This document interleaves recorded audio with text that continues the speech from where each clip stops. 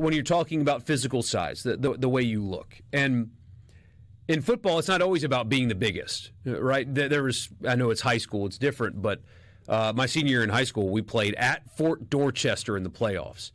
And man, in warm-ups, we were looking at them, and we were a good team.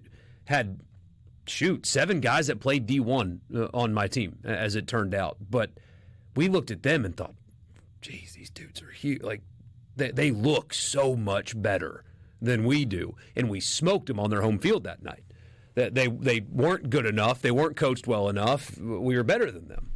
So just looking bigger doesn't solve anything. Well, the offensive line looks bigger. Okay, but are they better?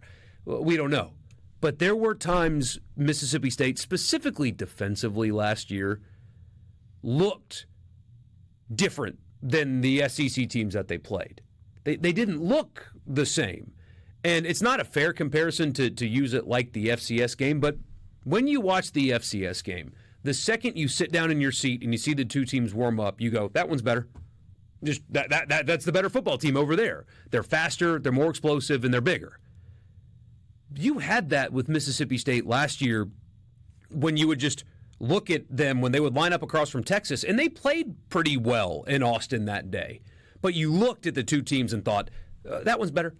You don't have to see a snap, and that one over there is better. They're bigger and off the ball. They're more physical and explosive. So if Jeff Lebby's telling the truth there, that size is translating to also athleticism and things, that's the next step.